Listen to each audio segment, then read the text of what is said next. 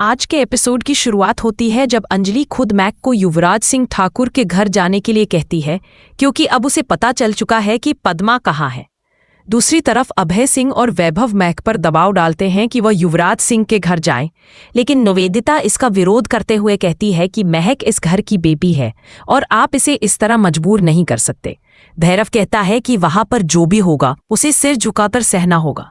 अंजलि ताना मारते हुए कहती है, हाँ यही तो है हर घर की कहानी, पति जो कहे वही सही, चाहे वह पत्नी को टॉर्चर ही क्यों ना करे और पत्नी बस आंसू बहाती रहे।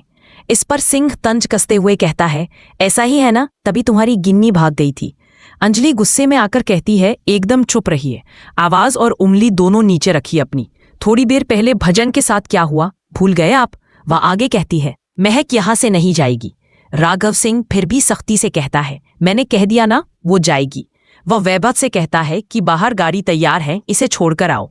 वे दोनों महक को जबरदस्ती खींचते हुए ले जाने लगते हैं। तभी गौरव बीच में आ जाता है और कहता है, बहुत अच्छा कर रहे हो तुम लोग, घर की बेटी को सरेआम घसीट कर ले जा रहे हो। वह कहता है, 2025 में भी औरत को यूं जबरदस्ती निकाला जा रहा है, शर्म आनी चाहिए। राघव सिंह गुस्से में कहता है, गौरव तुम ज्यादा मत बोलो। दोनों के बीच तीखी बहस हो जाती है। गौरव महक का हाथ छुड़ाने की कोशिश करता है, लेकिन वैभव नहीं छोड़ता। इसी बीच गौरव को धक्का लग जाता है और वह गिरने वाला होता है। तभी अंजलि उसे संभाल लेती है। अंजलि का धैर्य अब जवाब दे देता है और वह जोर से कहती है, अब कोई भी महक को नहीं छुएगा। पूरे घर में सन्नाटा छा जाता है। वह महक से कहती है, अब तुम बताओ आखिर हुआ क्या था? राधिका बीच में बोलती है, वह कुछ नहीं बताएगी, अब वो ठाकुर खानदान की बहू है, इस घर की बेटी नहीं। लेकिन अंजलि चुप नहीं होती, वो बार बार पूछती है, महक बताओ क्या हुआ था? तब महक कांपती आवाज में सारी बात बताती है, मुझे पद्मा का फोन आया था, उसने कहा कि युवराज सिंह ने उसे किडनैप कर रखा है। यह सुनते ही सबके होश उड़ जाते हैं। अंजलि तुरंत कहती है, महक वह नंबर मुझे दिखाओ। राधिका बीच में टोकती है, तुम वह नंबर नहीं दिखाओगी। लेकिन महक अपने फोन से नंबर निकालती है और अंजलि को दे देती है। तभी राधिका झपट कर अंजलि के हाथ से फोन छीन लेती है और कहती है, जिंदगी भर पद्मा को ढूंढती रहोगी, मगर तुम्हें वह कभी नहीं मिलेगी। उसी वक्त चंद्रभान सिंह वहां पहुंचता है और सबको चुप कराता है। वह महक से सख्त लहजे में कहता है, तुम यहां नहीं रह सकती, तुम हमारे घर की इज्जत हो। शायद तुम्हें मेरी बातें सुनाई नहीं दे रही हूं। अब अपने ससुर की बात मानो और चलो। सिर अपने आदमियों को आदेश देता है, इसे जबरदस्ती पकड़ो और ले चलो। दरबान सिंह महक से कहता है, देखो तुम्हारा ससुर खुद कह रहा है, खुद से चलोगी तो अच्छा रहेगा, वरना मजबूरी में हमें जोर लगाना पड़ेगा। माहौल और भी तनावपूर्ण हो जाता है। गव सिंह राघव का भाई भी कहता है, चलो जाओ यहां से। लेकिन महक चिल्लाकर कहती है, मैं यहां से नहीं जाऊंगी। सभी हैरान रह जाते हैं। तभी अंजलि महक को इशारे से कुछ समझाती है और धीरे से कहती है, जाओ अभी उनके साथ चली जाओ। महक अंजलि की बात मान जाती है और चंद्रभान सिंह के साथ चली जाती है। इसके बाद राघव सिंह सबको कहता है, रात काफी हो चुकी है, अब सब अपने कमरे में जाकर सो जाओ। फिर वह अंजलि की ओर मुड़कर पूछता है, नंबर याद है? अंजलि कहती है, हाँ मुझे याद है। वह कहती है, अब यही एक सुराग है हमारे पास। अंजलि तुरंत एसीपी सर को फोन लगाती है और कहती है, हमें पद्मा से जुड़ा एक क्लू मिला है। एसीपी पूछते हैं, कैसा क्लू? अंजलि बताती है, एक नंबर है जिससे पद्मा ने फोन किया था। वह नंबर एसीपी को देती है और कहती है, कृपया इस नंबर को जल्दी से ट्रेस कीजिए। फोन काटने के बाद वह कहती है, अब निर्वा सिंह ठाकुर, युवराज सिंह ठाकुर और राघव सिंह ठाकुर, इस घर में वही होगा जो दशहरे पर रावण के साथ होता है। सबको हिलाकर रख दूंगी मैं। इसके बाद अंजलि अपने कमरे में आती है। वहां वेद पहले से मौजूद होता है। अंजलि उसे देखकर कहती है, तुम यहाँ क्या कर रहे हो? वेद जवाब देता है, मुझे आपसे एक जरूरी बात करनी है। अंजलि सख्त लहजे में कहती है, मुझे तुमसे कोई बात नहीं करनी। मैं ऐसे इंसान से बात नहीं करती जो शादीशुदा होते हुए दूसरी लड़की से शादी करना चाहता है।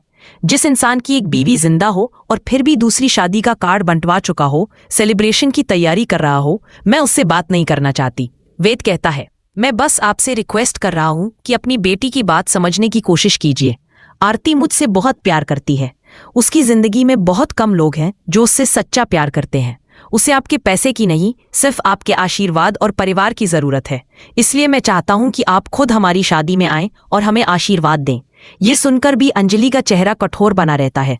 वह ठंडे स्वर में कहती है, आरती की माँ शायद उसके प्यार में पिघल जाए, लेकिन एडवोकेट अंजलि अवस्थी कभी नहीं पिघलेगी। मैं कानून में विश्वास रखती हूँ और कानून के सिवा ना कुछ मानती हूँ ना जानती हूँ। यह कहते हुए वह मुड़ जाती है और कमरे में सन्नाटा छा जाता है। वहीं बाहर के गलियारे में इस कहानी के आने वाले तूफान की आहट महसूस होती है, क्योंकि अब अंजलि की नज़र सिंह खानदान पर टिक चुकी है और पद्मा की तलाश एक नया मोड़ लेने वाली है। अंजलि गुस्से में वेद से कहती है, तुम यहां से चले जाओ। तभी वहां आरती आती है और व्यंग्य से कहती है, मैंने तो पहले ही कहा था कोई फायदा नहीं है। मेरी माँ अब माँ नहीं रही, वह अब एक पत्थर दिल इंसान बन चुकी है। वह वेद की ओर देखकर कहती है, चलो यहां से चलते हैं। तभी अंजलि की आवाज गूंजती है, रुको आरती, और वह गंभीर स्वर में कहती है, तुम्हें याद है ना कि पद्मा मौसी मिसिंग है और सब कह रहे थे कि तुम्हें उन्होंने यशोदा की तरह बड़ा किया था। जब मैं मौत और जिंदगी के बीच झूल रही थी, कब तुम्हें तुम्हारे नानाजी और पद्मा मौसी ने पाल पोस कर बड़ा किया था, और आज तुम उसी पद्मा मौसी को भूल रही हो। कितनी स्वार्थी हो गई हो तुम। आरती पलटकर जवाब देती है, कभी कभी स्वार्थी होना जरूरी होता है माँ। अगर इंसान खुद के लिए नहीं सोचेगा तो अकेला पड़ जाएगा, जैसे आज आप अकेली पड़ गई हैं। आपके पास ना पति है ना पापा, और अब तो बेई भी नहीं रही। आप बिल्कुल अकेली हो गई हैं। अंजलि दृढ़ स्वर में कहती है, हाँ मैं अकेली हूं और अकेली ही लड़ूंगी। वह वेद और आरती दोनों को कहती है, तुम दोनों यहां से जाओ। दोनों वहां से चले जाते हैं। तभी अंजलि का फोन बजता है। पंडित पंकज पुरोहित जी का फोन होता है।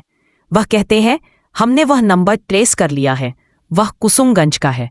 अंजलि चौंक जाती है, मतलब पद्मा वही कहीं है। एसीपी पुरोहित जी गंभीर स्वर में कहते हैं, आप सावधान रहिए। मुझे शक है कि आप पर हमला हो सकता है। ठाकुर लोग किसी भी कीमत पर पद्मा को सामने नहीं आने देंगे। खासकर राघव सिंह राजपूत बहुत खतरनाक है। अंजलि आत्मविश्वास से कहती है, आप टेंशन मत लीजिए सर। कोर्ट में मेरी जुबान और बाहर मेरा हाथ दोनों चलना जानते हैं। अगर किसी ने मुझे रोका तो मैं उसे दिखा दूंगी कि एडवोकेट अंजलि अवस्थी कौन है। इस बीच कहानी का दूसरा मोड़ आता है। दृश्य बदलता है और हम देखते हैं पद्मा के पास कली पहुंचती है। पद्मा गुस्से में कहती है, तू जा यहां से कली। कली मुस्कुराकर कहती है, हाँ मैं ही हूं जिसने ये पूरी कहानी लिखी है। पद्मा कहती है, तू कितनी बेईमान है, अपनी इस हालत की जिम्मेदार तू खुद है। कली हंसते हुए कहती है, अब तो इससे भी बुरा होने वाला है, क्योंकि अब मैं वेद को अपनी जिंदगी में लाकर रहूंगी, और फिर ना तुम रहोगी, ना अंजलि अवस्थी, ना ही आरती। यह सुनकर पद्मा उसे थप्पड़ मार देती है। तभी सूर्यवंशी बीच में आता है और पद्मा को रोकता है। पद्मा उससे कहती है, तुम क्या कर लोगे? सूर्यवंशी गुस्से में पिस्तौल निकालता है और पद्मा के कान पर रख देता है। उसी वक्त कुणाल कहती है, इसे जंगल में छोड़ दो, भगाते रहो और शिकार की तरह मारो। कली कहती है, रुकिए, थोड़ा सब्र करो, कहानी तो अभी शुरू हुई है। वह पद्मा के मुंह पर हाथ रख लेती है ताकि वह चिल्ला न सके, और फिर फोन निकालकर अंजलि को कॉल करती है। कली का चेहरा अब मासूम बन चुका है। वह रोने का नाटक करते हुए कहती है, आप तो मुझे छोड़कर चली गई अंजलि दीदी। आपने तो वहां जाकर अपना घर बसा लिया, मगर मेरे बारे में कभी नहीं सोचा। मुझे भी तो अपना घर और परिवार चाहिए। अंजलि शांत स्वर में कहती है, तुम फिक्र मत करो, हमें खबर मिल गई है कि पद्मा ने युवराज ठाकुर को कॉल किया था। नंबर को हमने ट्रेस कर लिया है। अब चाहे जहां हो, मैं उसे ढूंढकर जरूर लाऊंगी। यह सुनते ही कली के चेहरे की नकली मासूमियत गायब हो जाती है, पर फोन पर वह अब भी अभिनय जारी रखती है। क्या आप सच कह रही हैं? क्या पद्मा मौसी मिल जाएंगी? अंजलि कहती है, हाँ मैं वादा करती हूं कि मैं उन्हें ढूंढ लाऊंगी, और तुम्हें तुम्हारा वेद भी जरूर मिलेगा। कली कहती है, मुझे आप पर पूरा भरोसा है, मैं तो आपके चरणों की दासी हूं। फोन करते ही कली का चेहरा बदल जाता है और वह जोर जोर से हंसने लगती है। पद्मा उसे घूर कर कहती है, तू कितनी गंदी और घटिया इंसान है। कली कहती है, हर औरत प्यार के लिए कुछ भी कर सकती है, और मैं भी वही कर रही हूं। फिर वह सूर्यवंशी से कहती है, चाचा ससुर जी, पद्मा को यहां से हटाइए। सूर्यवंशी पूछता है, क्यों? कली जवाब देती है, क्योंकि एसीपी सर किसी भी वक्त यहां पहुंच सकते हैं। उन्होंने फोन से जांच कर ली है और अब उन्हें पता चल गया है कि पद्मा मौसी यही है। सूर्यवंशी सोच में पड़ जाता है और पूछता है, तो अब क्या करे इसका? कली बड़ी चालाकी से मुस्कुराती है और कहती है, जैसे आपने मुझे बेचने की कोशिश की थी, वैसे ही इसका भी कर दीजिए। सुना है ये नाचती भी बहुत अच्छा है और दिखती भी बुरी नहीं। ये सुनकर पद्मा का चेहरा डर से सफेद पड़ जाता है। इसी बीच कहानी का दूसरा ट्रैक खुलता है। साधिका गणेश जी को फोन करती है और कहती है, देखिए आपकी नातिन बहुत रो रही है। उसकी माँ उसे जीने नहीं देती, हर समय डांटती रहती है, अपमान करती है। साधिका फोन दिनेश अवस्थी यानी आरती के नाना जी को देती है। भगवंत सिंह कहते हैं, मैं सोच रहा हूं कि हम सब मिलकर वेद और आरती की शादी करवा दें। अंजलि तो इनके पीछे हाथ धोकर पड़ी है, वह अपनी ही बेटी की जिंदगी बर्बाद कर देगी। अवस्थी जवाब देते हैं, तो फिर इसी हफ्ते शादी करवा देते हैं। मैं खुद वहां जाकर वेद और आरती की शादी कराऊंगा। यह सुनकर राघव सिंह आरती को फोन देता है और कहता है, लो अपने नाना जी से बात करो। दिनेश अवस्थी फोन पर कहते हैं, बेटा तुम चिंता मत करो, मैं खुद तुम्हारी शादी करवाऊंगा। मैं देखता हूं कि अंजलि क्या कर लेती है।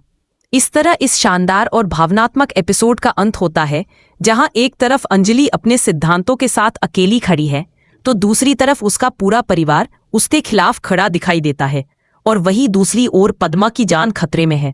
जबकि कली और सूर्यवंशी की साजिश अब एक नए मोड़ पर पहुंच चुकी है। कहानी अब एक ऐसे मोड़ पर है जहां हर किरदार की सच्चाई खुलने वाली है, लेकिन यह जानने के लिए दर्शकों को अगला एपिसोड देखना होगा।